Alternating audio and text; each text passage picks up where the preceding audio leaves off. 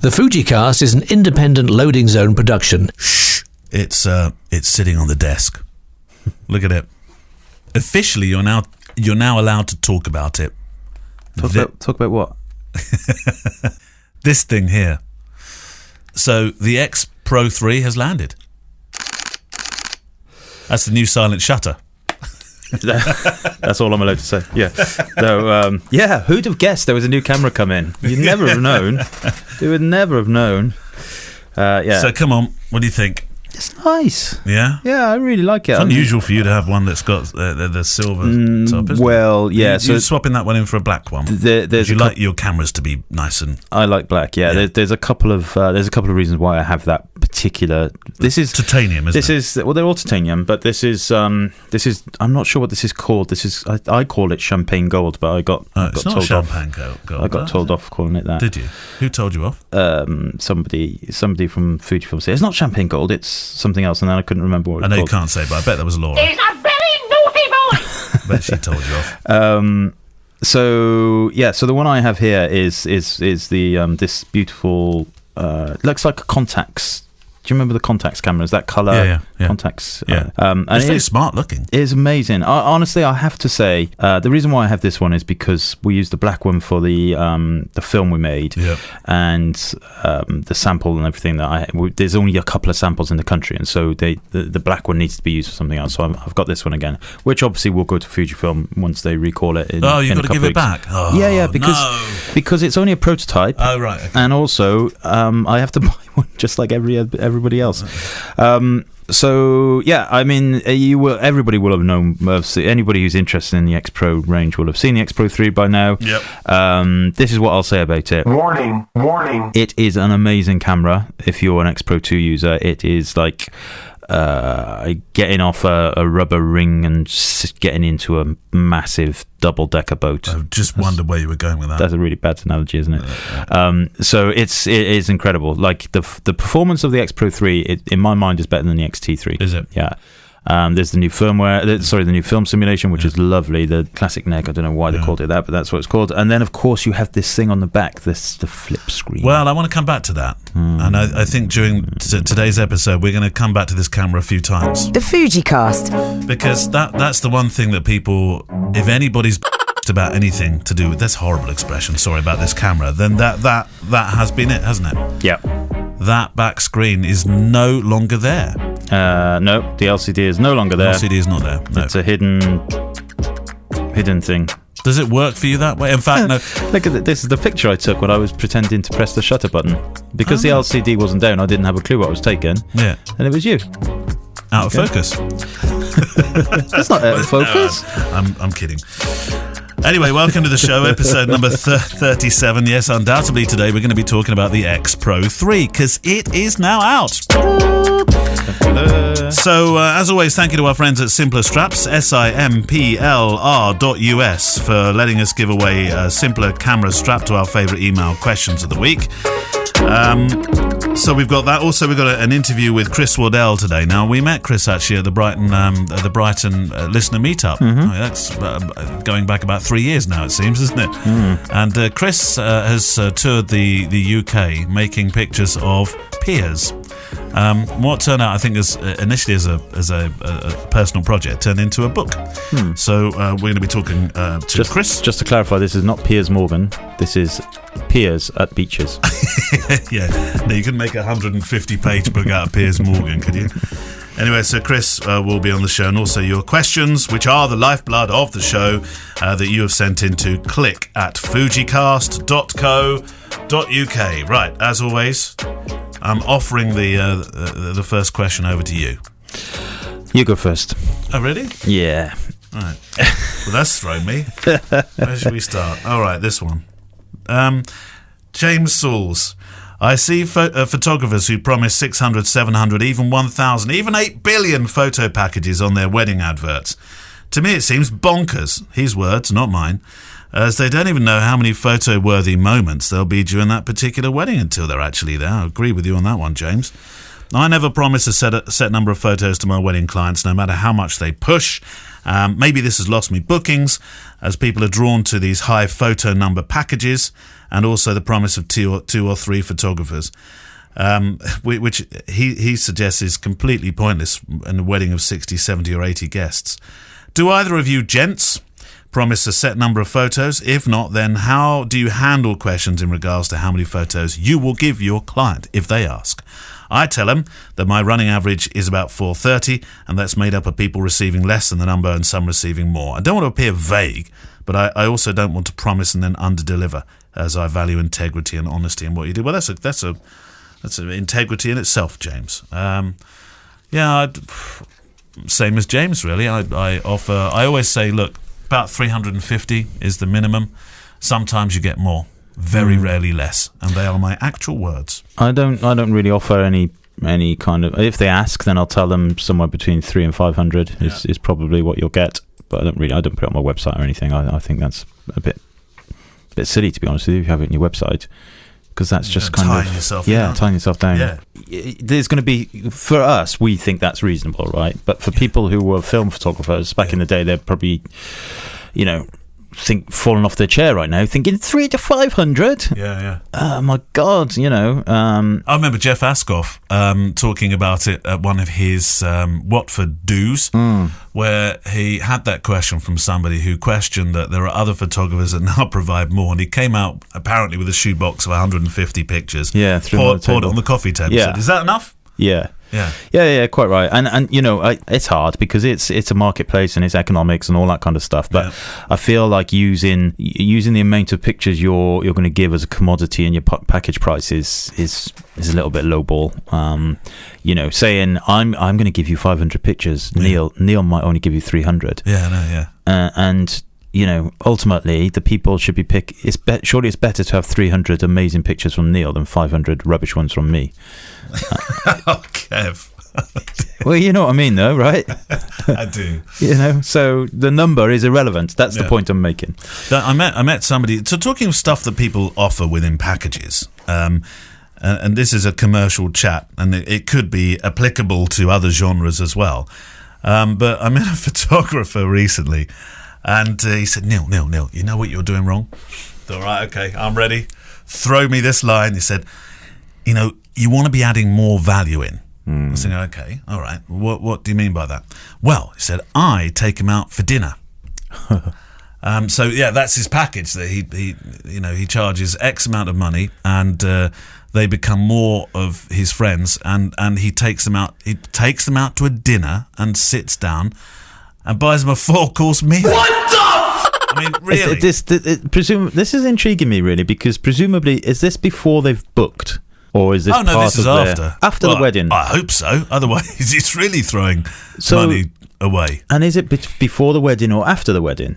This will be before the wedding. It's that sort of get to know your clients before the big day. So on the day they say, "Oh, Fred! Oh, we love Fred. Yeah, he's my best friend. Fred. He bought me a sit-down steak meal."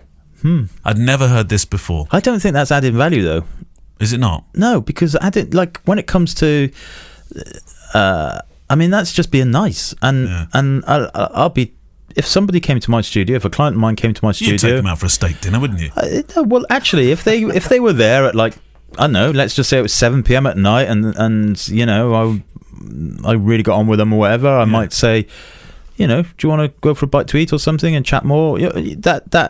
That to me, that's a gimmick. It's not adding value. No. Adding value is, adding more hours or adding an album or, and not putting your pricing up to people often say this thing about adding value. I read something the other day about on a Facebook group. Oh yeah, I've in order to get more bookings this year,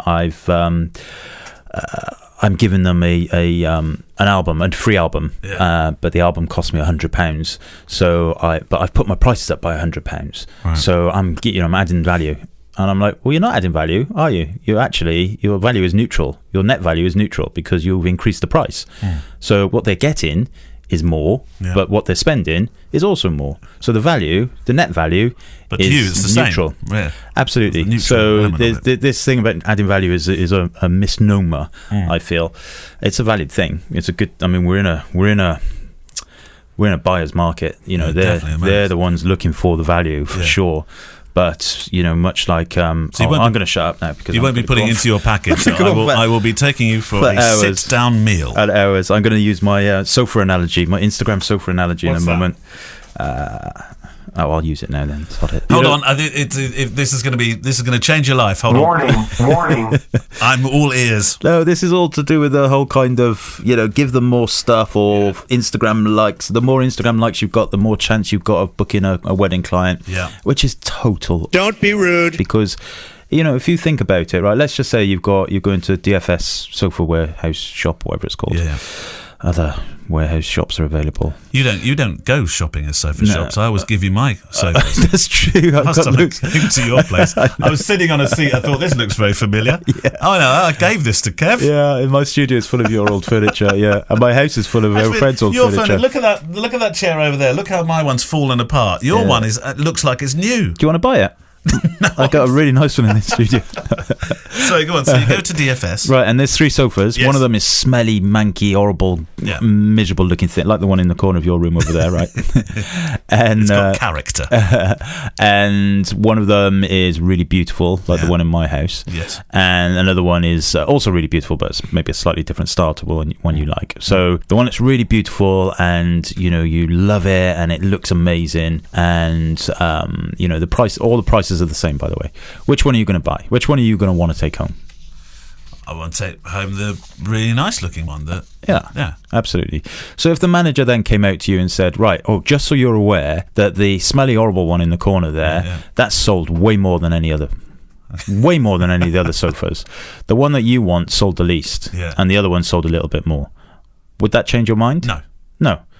So when you think of a bride going to Instagram and looking at 3 pictures, one from a photographer that's got 10,000 likes, fake likes in most cases, and one from a photographer that's got 10 likes, but she loves the picture, who's she going to go to? She's going to go to the one where the picture that she liked the most. Exactly. I would have assumed. Exactly. So it's not about the most no likes difference you've at all got and the other likes. Yeah, it's not about the likes you've got and what you're giving them and free dinners and all that stuff. It's about whether they like your pictures, surely. Yeah.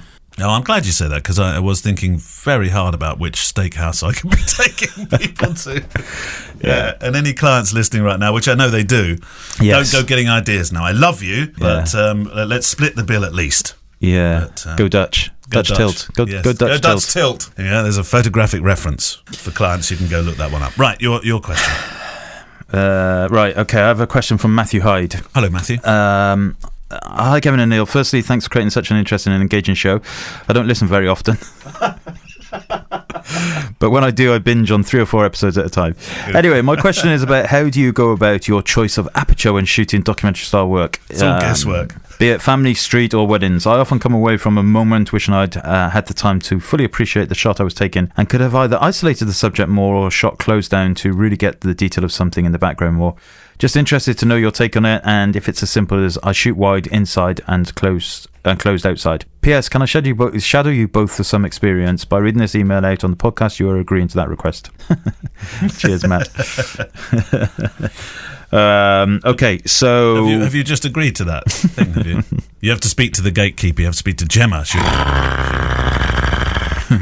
Go on then, what do you think about this? I don't really think about the aperture. I have to say, in most cases, I would rather see some kind of layering and depth of field, interesting stuff going on in the background. So you'll shoot shallow? Shoot shallow, or is it deep? I can never get it. So Shallow depth of field is what I meant to say. No, a deep depth of field. That's deep depth of field, isn't it? Yeah. See, it's confusing, isn't it? Yeah. The smaller the number, the less blurry the background. The more blurry the background. It's that bokeh. I love that bokeh. Yeah. I want a bit more bokeh. Yeah. I do.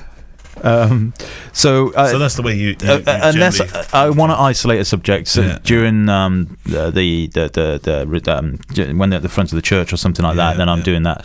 But generally, I'm going to be shooting, the candid stuff. If I'm running around, I'm often shooting in P mode, and so the camera is dealing with it all. Generally, that P mode seems to come out of 5.6, 6.3. Yeah, it will, and it will because the light is neutral. Once the light starts dropping, then you'll unless you're in very bright sunshine. And sometimes it can kick out to f16 or whatever, and then you're going to see some amazing things in the background.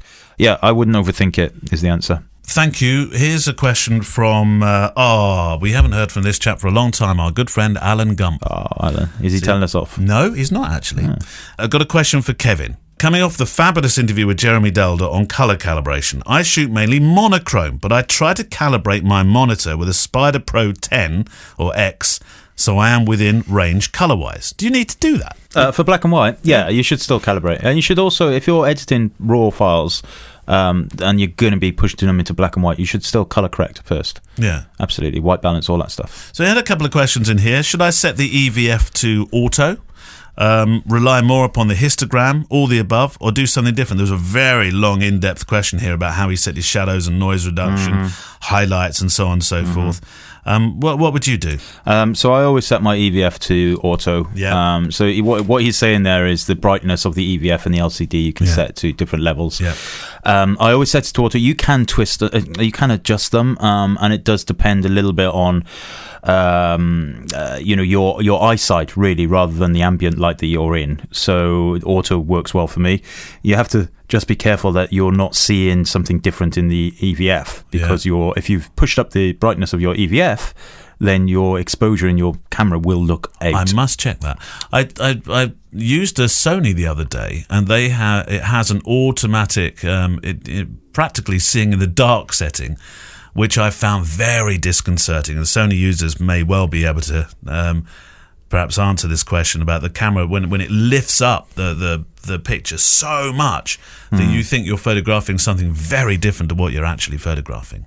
Lifts up that exposure on the EVF. It was quite disconcerting. I've never seen that. Finally, could you please speak to the effect of colour calibrating the monitor, Kev, on monochrome image making? Is colour calibrating essential? Well, you kind of said it is there. Or does it suffice just to get the brightness level baselined? Right. So that interview with Jeremy was, I found it really interesting, and I was driving along the M something or other, and it kind of got me through a pile of traffic, and in fact Gemma rang when I was listening to that at one point, and she was like, "What are you doing?" I was like, I'm listening to a podcast. I'm listening to the podcast, the interview about colour calibration. She said, "Shall I call you back?" I went, "Yeah, call me back. This is a really good bit."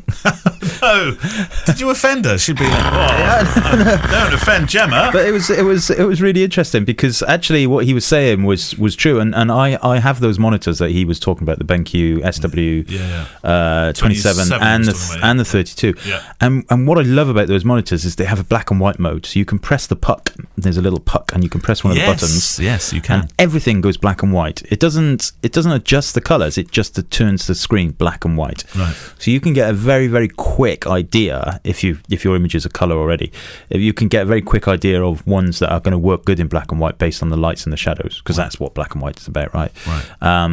Images that are not necessarily really using the light and shadow are not necessarily going to look good in black and white. But if you have your photo mechanic open and you've got 200 pictures there, you can switch the screen to black and white, and immediately you can see the ones that will look good in black and white. That's a really good idea. Yeah, so I bet you wouldn't want to go back to working any other way with any other screen now. No, those are great. Those screens, absolutely great. I must admit, I really like them. And not as expensive as the ISO monitors. The 32-inch ISO. I've had 3 of them now. So the first one I had was the 32-inch PV monitor, which is the video for video editing. Yeah. Good and monitor. I switched that out for the 32-inch SW, which is more for photo for that thing that we do. Yeah. And I now have the 27-inch one as well. So I think the 32-inch one is about £1,500, so it's not cheap, but it's definitely something to consider. The 32-inch one, I sold mine in the end, funnily enough, to Steve, who... that's right, yeah. And I sold him my computer. Yeah. And so he's paired them up, and I'm now regretting that, because I'd like that monitor back for the new setup I'm going to have. Yeah. Steve, can I have it back, please? How about no? Give me 250 quid. You can keep the computer, Steve. It's all right. It's rubbish. No, don't say that. Joke. God, you'll be in trouble. Anyway, Alan Gump, I'm going to send you a strap, because that was a really long question, and I'm aware that we didn't go all the way through, but you spent a long time piecing that together. So he's usually our fact checker, is Alan Gump. So thank you very much for your email. And that's all I have to say about that. Absolutely. Your question then. Okay, so this is from Ondrej. Almost definitely not. Ondrej. Not the Ondrej we talked to, is it? No. Ondrej Ons. No, not Oh, Ons. Ons. Ons. I can't. Is that right? How are you spelling it? Ondrej. J. Ondrej. Yeah. Ons. Is that right? There we go. That's what we'll go with. Ons. Okay. Hello, Kevin and Neil. Big fan of your podcast that you produced together. Listen to all of the Fuji podcasts so far. Yep. Can I ask you about one technicality on an X Pro 2? I found out that in manual focus, when I want to use the back button focus, it always lags before taking a picture. Right. The camera fully opens the aperture and closes on the one you have chosen for every single shot. I haven't found a lot of talk about this, which seems weird because it's a big problem for me. Does this ever happen to you, or is it possible it's just a problem with my X Pro 2? Thank you so much. Have a great day. Yeah. The problem is more pronounced, most significantly on the 56 1.2. I found it only a few sentences about this, and it could be called an aperture dance. An aperture dance? Never heard of one of those before. Is that like the safety dance? Aperture dance. So he's saying, right, back button focus. Just so happens I have an X Pro 3 right in front of me. Yeah, I was going to draw this round to your X Pro 3. I'll just open up the LCD on the back so I can see what I'm doing. See, now that's a couple of seconds you wouldn't have had to have taken had you had the LCD on the back of the camera. No, well, I'm only doing it this way so you can see, really. Otherwise, I'd look through the viewfinder. All right. Although I'm not showing it to you. So, right, I'm back button focusing. Yep. I'm wide open. Yep. I'm going to make sure it's not in full speed drive. Yep. All right. So I've focused on your. Focusing on the printer on the picture. Okay. It's a very satisfying noise, isn't it? Sounds like a guillotine. I think. Sounds like somebody having their head cut off in like 14th century France. Listen. Yeah. Oh. That's 3 more subjects. That's right. Yeah. All gone. Fourth. So I don't know. Is the answer aperture dance? It's not something I've heard of, and no, it shouldn't really be doing that. The only thing I can think of is that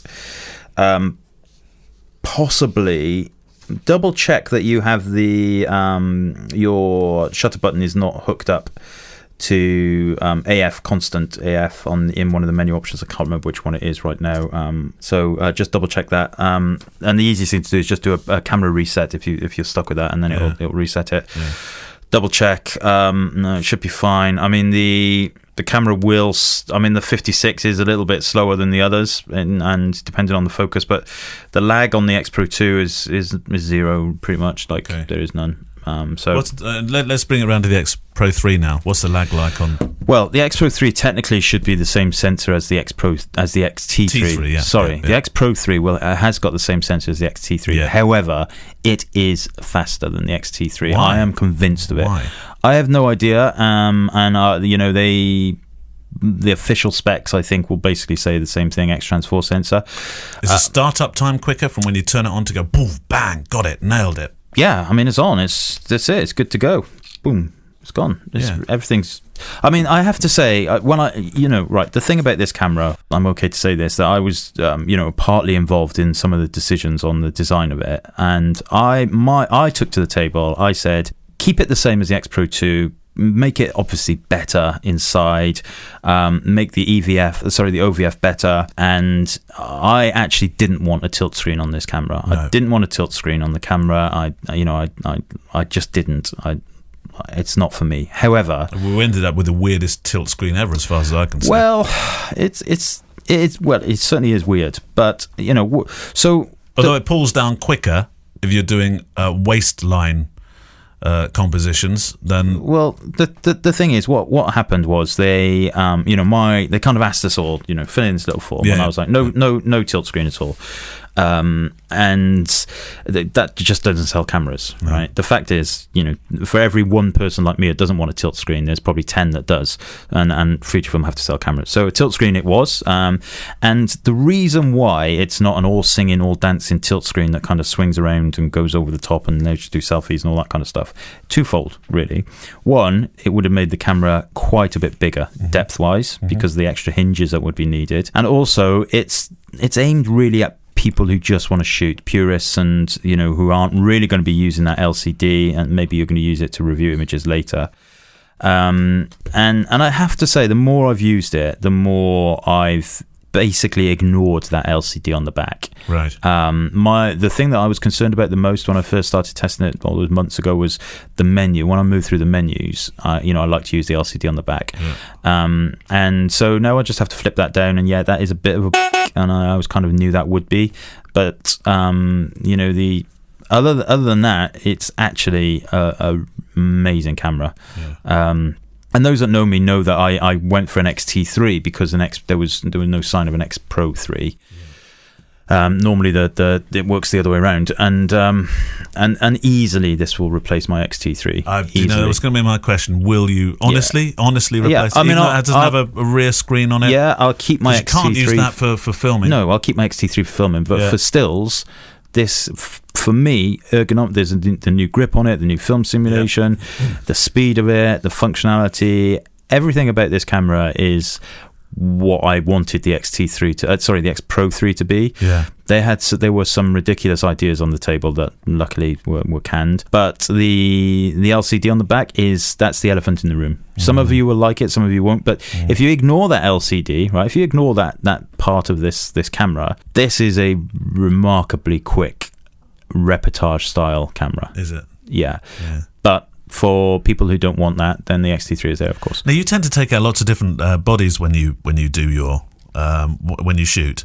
So you've often got an X100, and then albeit F, sorry, and you've got an X Pro 2 and an XT3. But will you now use this as maybe one on each? Yeah, so I wouldn't 2 X Pro 3s and stop taking around all the different flavours you have for weddings. You mean? Yeah. So no, I mean I only ever shoot with 2 bodies at weddings, and it used to be 2 X Pro 2s, but then the XT3 came along, which obviously is a lot better than the X Pro 2. So I could only. So you've been using XP2 and XT3, haven't correct? You? Yeah. So now it's going to be 2 XP3s. Do you think? Yeah, I mean probably 1 X Pro 3 and 1 X Pro 2 for the foreseeable future until some more wedding bookings come in and the kids have been fed and all that. Well, you know where you're going wrong. You need to be inviting all your clients out for steak dinners. That's right. Added value. Twice the amount. Added value.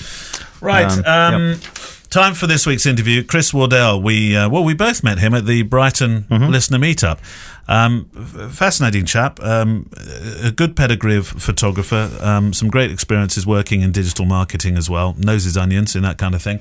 But I was interested to talk to Chris because he'd been doing, for many, many years, a tour of the UK, making photographs of all the piers. Now, I should also point out that today's interview is a slightly abridged version of a longer cast. I'll tell you about that during the interview. And this one is for every single listener who's thought about starting a project, long or short tail, and taking that project to turn it into maybe a book or something like that. So this is Chris Waddell. Yes, the book is The End of the Pier Show, for which we'll have details in the show notes, so you can go and add that to your bookshelf. And it seems fitting that this interview is recorded in Brighton, sheltered from that kind of seaside drizzle that usually has your route marching into the nearest amusements. Not us. We sat out in it to talk about his book. Oh, I do like to be beside the seaside. I do like to be beside the sea. I do. So let's start with a pronunciation lesson. Llanelli? Go on. Llanelli. Yeah, that's what I was going to say. That's where this madness all started. Well, kind of. I guess my first memory of fantasising about being by the seaside would have been at school in Llanelli. I was born near Swansea, near the Mumbles Pier. I remember being at school with a friend called Alan. And not very Welsh. Oh, ALUN. Oh, no, that is Welsh. That is definitely Welsh, yeah. And, we were sat on the school wall pretending to fish, of all things. But I just really like the idea of actually hanging my legs off a pier, and, I've done so since with my kids, with crabbing and all this kind of stuff that we all probably enjoy as well. Do you think it's I love that, the context of being with your kids on a pier, dangling your legs off and fishing, and do you think that's something that's is that dying, or are people just as fascinated by piers as ever they were? I think we all still love the idea of a pier, the connection with the sea. Some people might argue we evolved from the sea.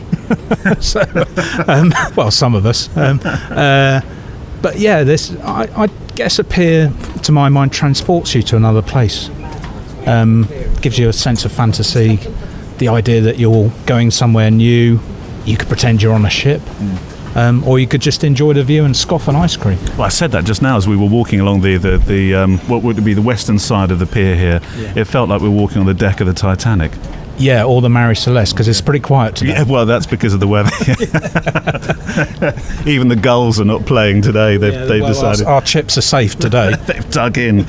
So 2008, you had this. So this is where I've got a bit of a difficulty with the with the time period that you were shooting this project, because I thought you started 2003, but in your book it was 2008. You sat on, where was it, Bournemouth's main pier, and you started mulling over this idea of this project. That's where the idea kind of first took hold. There is a picture earlier on in the book from 2003 featuring my kids near Penarth Pier, which is again another place I spent some time growing up in South Wales, and it was such a lovely pic of my boys, it was too good to leave out, so rather than revisit Penarth Pier, I thought, well, what a nice way to start as a little tribute to my sons at the start, throwing pebbles in the beach on Penarth Pier, from Penarth Pier, and and then later on at Bournemouth we were there with the boys again, and as is typical, I got up at stupid o'clock, went down on the beach and saw this lovely view of the beach having been freshly raked by the local authority, ready for that summer's day's worth of enjoyment, and it just provided a lovely leading line into Bournemouth Pier, which just, from that point the idea was born. So even though the idea was born in 2008, it was actually a couple of years later where really you got the benefit of a certain society throwing their weight behind it. Well, I did it separately to the Pier Society, but I used their archive and their reference materials online as a very useful kind of tool. Were they the barometer then of what a pier was? They are. For the purposes of this book, there are other pier-like structures in the UK that may be not listed by them, but I used them as my definitive list. So, photographing piers, is there a method? Because, as we've already discussed off microphone, there could have been a temptation to have made a collection of beautiful but very cliched images of piers at sunsets or sunrise. Yeah, my method was to photograph piers in whatever state I found them as I arrived. That ended up becoming quite a strict approach.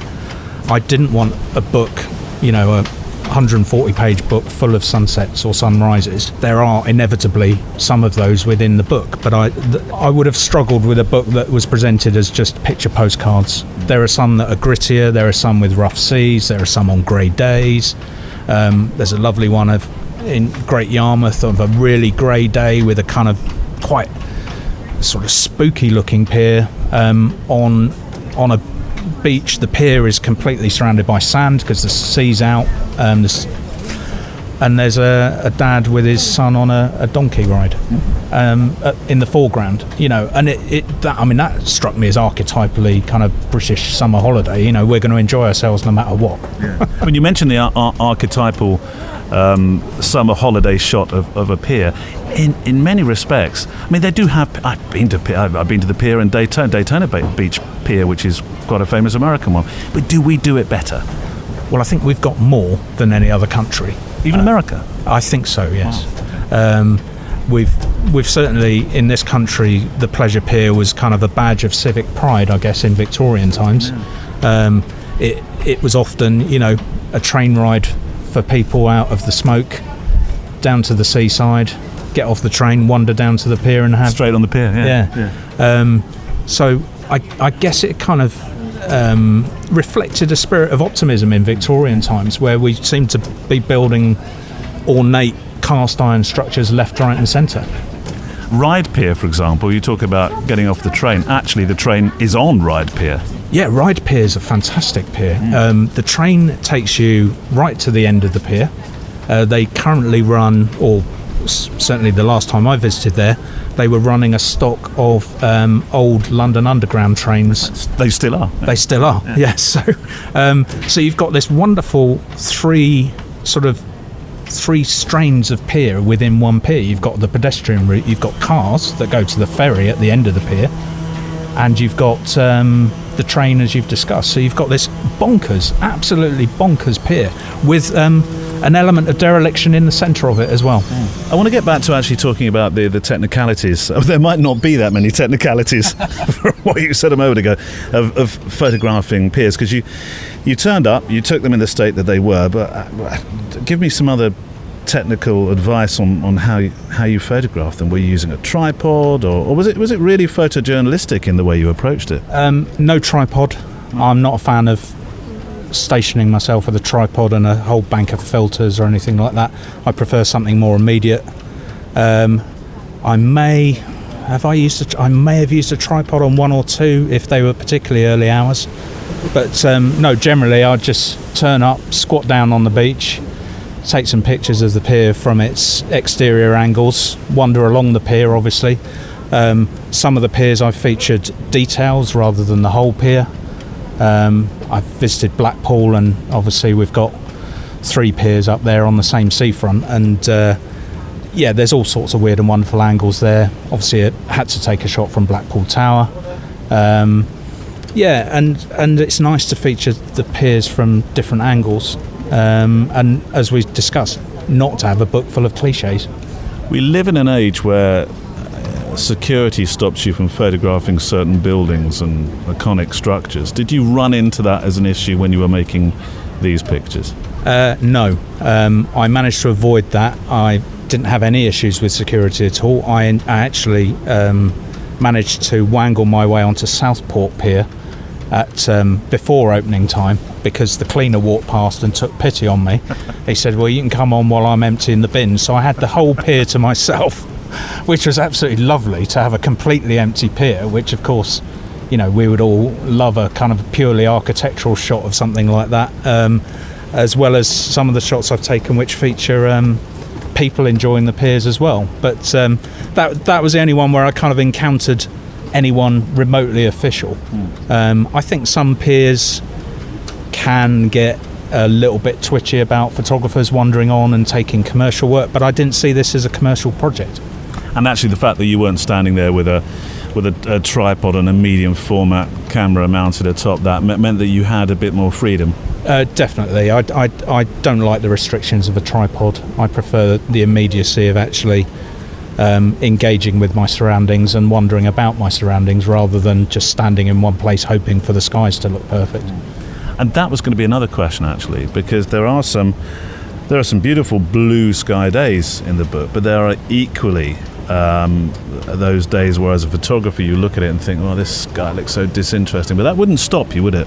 No, Gravesend was a particularly dismal visit, I remember. Really, and it's arguably a dismal looking pier as well. Short, truncated thing, industrial background, and I shot it from a couple of angles as a pier in the book. In those instances, I kind of look at it as an opportunity to explore black and white, for instance. So again, the book isn't purely colour, it's a mixture of black and white, as appropriate to the subject on the days that I visited. Let's talk about projects. This was a mammoth personal project. There must have been times where your family thought you'd gone off your rocker, because to cover... And how many piers are there? In the book I cover 59 or 60, I guess, if you include the West Pier that we've discussed as being a sort of, should it be a pier or not. And that's in Scotland, England, Wales? Yeah, there are a couple in Scotland. There's one in Yorkshire at Saltburn, which is beautiful, has a funicular railway behind it. The north west of England down to Falmouth in Cornwall, and obviously there's loads around the Sussex-Kent coastline, and then East Anglia as well. There's loads around that way, Southwold, as we've discussed off mic as well. Yeah, it was a mammoth task. I'd go away for maybe 2 or 3 days at a time, and either stay in a B&B or a travel lodge or whatever, and get the ferry over to the Isle of Man at kind of midnight, and it was definitely, as I emphasised to my teenage sons who were prone to take the pee out of their old man, it wasn't a holiday. It was work. I saw it as work, and I treated it seriously. But it was quite an investment up front. Huge investment, not just the travel and the hotel costs. I mean, I did stay in budget hotels, but also the production of the book was a huge investment as well, because I went down the litho route and produced a small edition of 500 for myself. And I wanted litho because my background is as a graphic designer. I saw it as better quality to produce something nice and hardback. I saw some of the digital reproductions that are out there that you can, do online, and the cost per unit for doing a digital version of this would have been prohibitive in terms of selling it. So I did my maths and worked out that I could just about break even on the print costs at 150 copies litho, and anything after that would start to repay the years of investment of time, petrol and hotels. So did you approach this as a designer or as a photographer? As a photographer, but with my design head on for the end product. I guess as a designer, I've talked to other people about this. As a designer, I have an advantage over maybe a number of other photographers in that I've been taught design principles in terms of composition, and that informed much of the book as well. So I relied on my skills as both. So with your photographer head on, how important do you think it is? Photographers often talk about personal projects and actually never getting around to completing their personal projects or even starting their personal projects. How important do you think it is as a photographer to have these kind of things? Critical. I saw the end of this project and the production of the book as a real punctuation point in my experience as a photographer, and I saw it almost as year zero from that point onwards. I saw that as a huge part of my learning experience over 10 years plus producing this book, and have since been working on, as I say, a photo a day project in purely black and white. The first year of that project I restricted myself to a 50mm lens, so 365 days worth of daily photographs with a 50mm lens only. I had somebody visit. I put on an exhibition of some of this work at our open studios. We do an exhibition annually at home, and I had somebody from local camera club turn up and tell me that he loved my photographs and he was really blown away by some of them. Then he asked me which lens I'd use to shoot, and I told him 50mm, and he then turned around and said, "Oh, isn't that a really boring lens?" And I thought, but you've just told me you love the photos. I mean, this is the battle I have with the sort of the techno geeks in the photography world, is that they're more interested in kit rather than the end result. And for me, it's all about the image and how you get there, whether it's with your iPhone or with a DSLR. It's irrelevant to me as long as you get a decent final image at the end of it. Could you have done this on a mobile phone, do you think? No, surely not. I've actually published commercial work from a mobile phone. Yeah, so if the light's right, for print resolution these days, an iPhone is pretty decent. I've met a photographer recently who does a lot of food styling, and he was telling me that he was on the verge of producing a purely iPhone shot recipe book. So the resolution is perfectly possible. The resolution's possible. I think the critical thing when you're shooting on a mobile phone is lighting. Traditionally, they've been awful at low light, haven't they? So, yeah, I guess I could have done this, but I enjoyed the benefit of a variety of lenses on this project. So you started, unofficially, that picture in 2003 when you started the project. Yeah. Ish. 2008 is when it really started. Yeah. 2010 is when the Pier Society, you started sort of going on board with their definition of Pier. So, yes. And then it gained acceleration and it finished in 2017. Do you remember going to that last Pier like a rap day on a Hollywood film and thinking, I'm really going to miss this? There was an element of that. The project gave me the ideal excuse for some days away on my own and some thinking time and some soul-searching time, as well as the photography. But there was a huge sense of relief as well, because the project had stalled numerous points over the 10 years that I'd been dipping in and out of it. For a number of reasons. I think I mentioned in the intro to the book, at one point I'd had a bit of a breakdown. I lost the hearing in one ear. Was putting up with the effects of tinnitus, and that kind of put the brakes on a little bit. And actually doing a project like this was good therapy, really good therapy. And I don't, try not to bandy about mental health issues too much, but I'm sure lots of creative people have similar experiences to the one I've had. And absorbing yourself in a personal project is great therapy. Now, it's interesting you should mention that, because I spoke recently with Ian MacDonald, who is a Canadian photographer. He was a paramedic, and he suffered from post-traumatic stress disorder.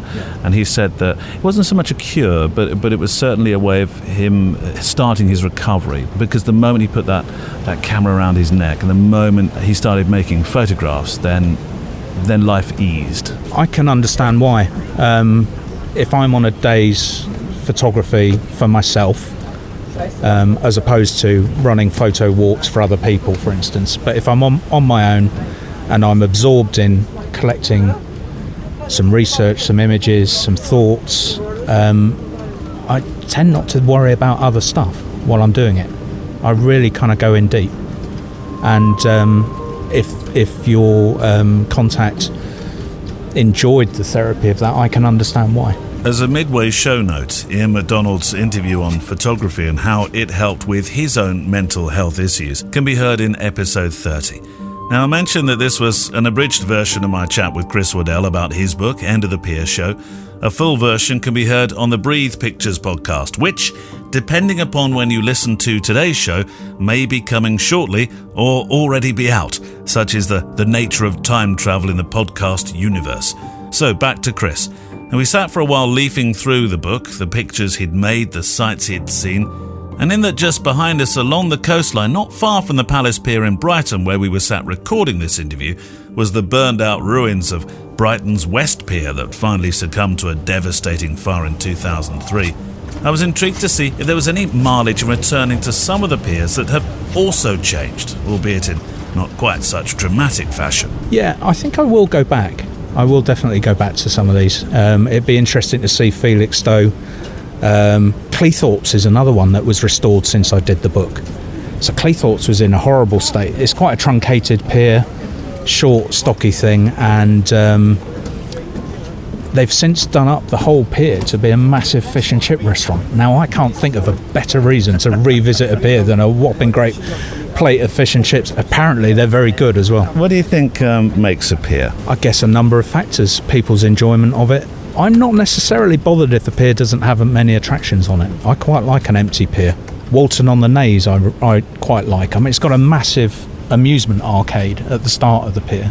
Huge amusement arcade. But and then as you go through and out the other end of the amusement arcades, you've got this great kind of huge pier with a lifeboat station at the end of it, blokes fishing off the side of it. And actually I really enjoy that aspect of seeing guys fishing off the side of the pier, referring back to my original little fancy. I'm not a fisherman these days, you know. I'm the last time I've dangled anything on a rod into the water was crabbing with the kids, you know. I was going to do some euphemistic dangling joke there, but I thought best not.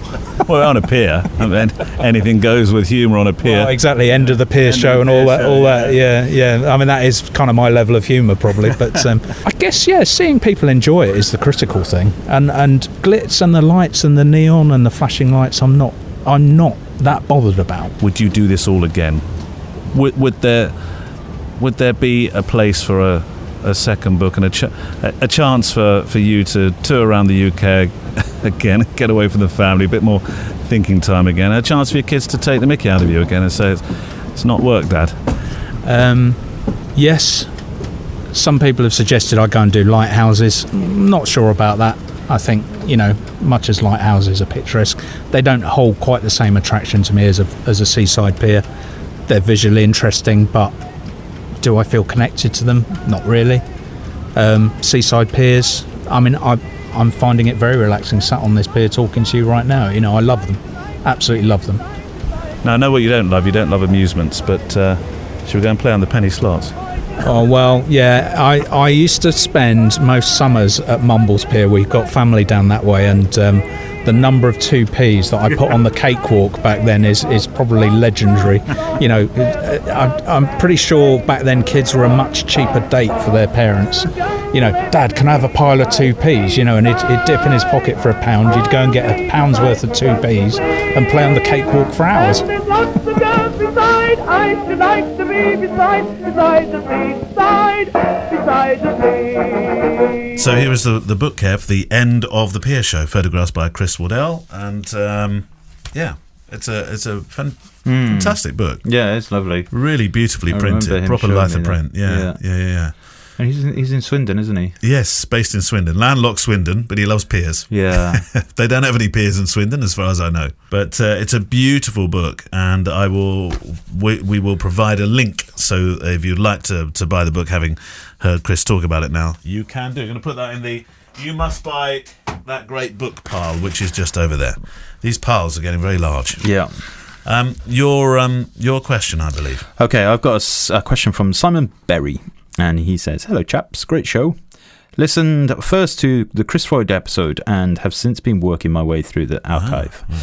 Chris Floyd was 3 weeks ago. Yeah, I have noticed there's, understandably, in brackets, lots of mentions of camera bodies, but not many mentions of lenses. How do you see the relationship between the two? Do you see the body as significantly more important in terms of end results? And what proportion of gear expenditure would you expect each to take up? Thanks in advance, Simon." Simon, I've never looked at it as a percentage before. I like his email address. Simon in Cornwall. Is it? That's his email address. Is it really? Well, there's not many other Simons there. I won't read out the end of it though, No. because it isn't like who is it? Like, wasn't it Fern Cotton or something? Somebody read out her telephone number on Radio 1. No, really? Yeah. Oh, slight mistake. Yeah. Okay, so yeah, I mean, there is a relationship clearly. If you listen to the camera manufacturers, the cameras generally don't make them. There's not much margin on the camera. No. On a body, it's all about the lenses. And It's almost like a restaurant, so it's not on the alcohol. It's all on the food. it's all on food. Yeah, true. And Lenses being the food. yeah, and I mean, but the thing is, the irony of it is that lenses tend to last longer. They tend to be the things you keep hold of. Well, you make your journey with your lens, don't you? Yeah, and you know, you often upgrade cameras, and you know, we all have a bit of gas and everything. So I beg your pardon. yeah, I don't know. I mean, yeah, there's clearly a relationship, but I would say in terms of expenditure, I probably spend more on camera bodies than I do on lenses, but that's because the lenses have longevity. And typically, if you look at the Canon history, for example, they're like 35 and 85mm lenses. It was several years before they were updated. Yeah. And then when the technology gets more advanced, they update them more quickly. But they were mainstay lenses, amazing lenses. Well, I've still got I've only got 2 bits of Canon stuff, and this is one of the lenses, the 50mm, that doesn't work anymore, and this 85mm, which is the old 1.8, which is a lens I carried all through not all through the career, but certainly I just can't bring myself to get rid of this. Yeah, I had the 85 1.2 Canon lens. It was beautiful. It looked like a bubble. It did, but it was amazing. It took about 3.5 years to focus, didn't it? You could bring up a family and send them off to university in that time. Yeah, but I used that a lot. We're using back button focusing on those Canons. Same thing. Really? That was the same issue that a lot of people have. If you use back button focusing, everything's a lot quicker. I love this 1.8 Canon one. It was lovely. Right, so thank you, Simon. Yeah, that's the answer. Okay. Simon in Cornwall. Actually, Greg Smith wrote a very similar thing. The question I asked and discussed numerous times all over the world, but I can't remember if it's ever come up on the show. I will find that show and have another listen. He said, well, you can listen to this. Here's my question. What is the most important, gear or eye? Is the best camera in the world unless in the hands of a novice? If I'm amazing at composition, can my talents be improved by a $2,000 lens? So kind of same question there, really, isn't it? Yeah, and clearly anybody would, I think, say that the eye is more important. Yeah. You can people take amazing pictures with an iPhone, and people take really rubbish pictures with a Canon 5D 1X6, whatever it's called, or a Fujifilm X Pro 2 or 3 or whatever before we get bashed. Yeah, I would say eye, easily, hands down. Andy Stonia, question: what small insignificant thing about wedding photography really gets your goat? Mullins? We didn't say the Mullins. Well, hang on. Was Mullins the answer? What small insignificant thing about wedding photography gets your goat? Mullins. Yeah, that's the answer. Move on.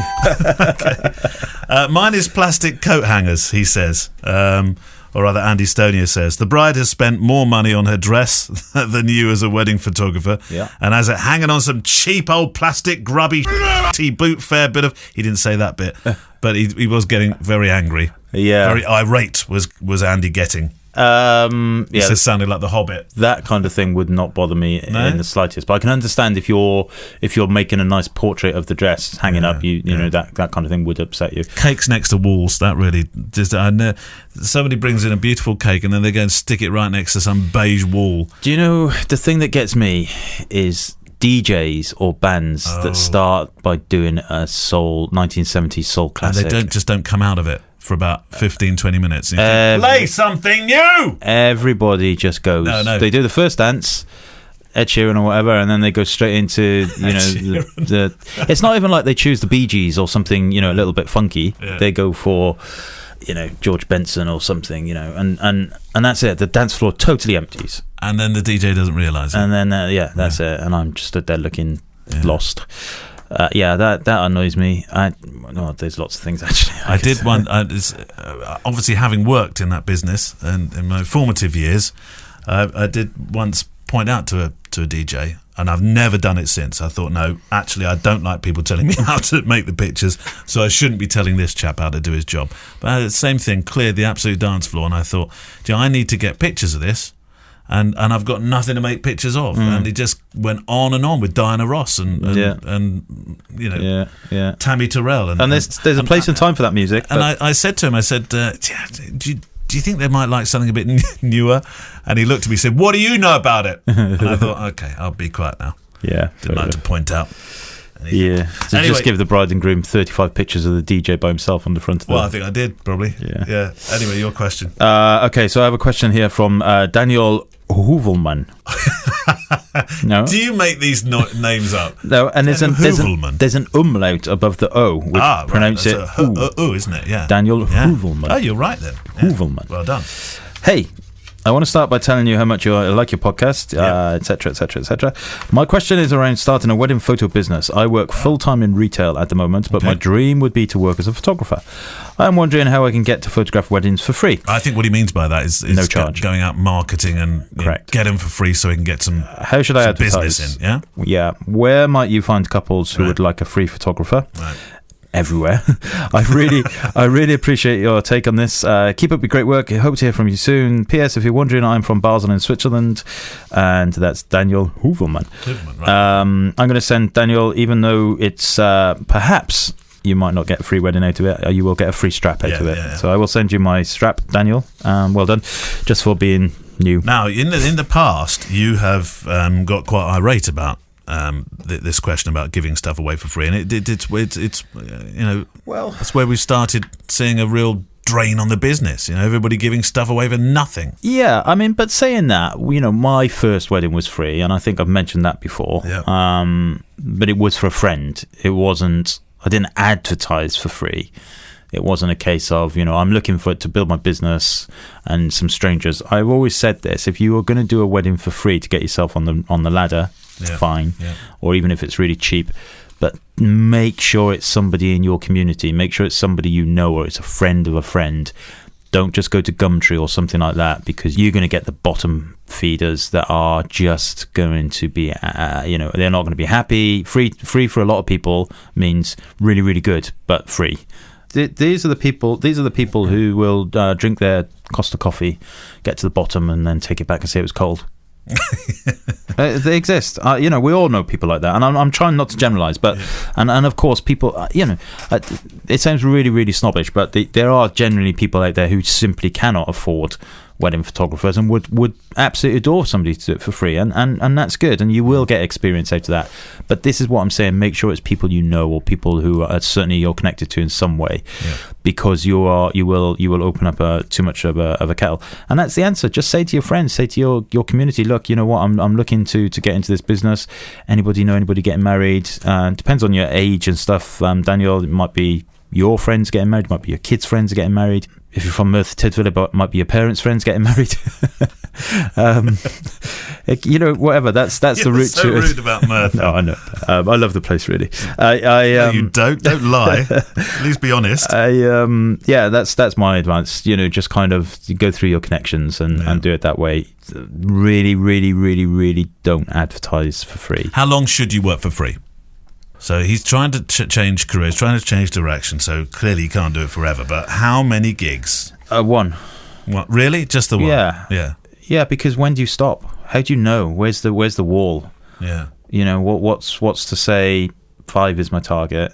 I tell you what, if you do 5 weddings for free, you'll never do a 6th wedding. You'll be so fed up, and with no reward. And not because weddings are things that make you fed up, but they're hard work, bloody hard work. And you'll have done the editing, you'll have done everything else, you'll have done blog posts, you'll have done everything. And for 5 weddings for no reward, you won't do a 6th. Targeted Facebook advertising could be good here. And I was talking to Steve about this.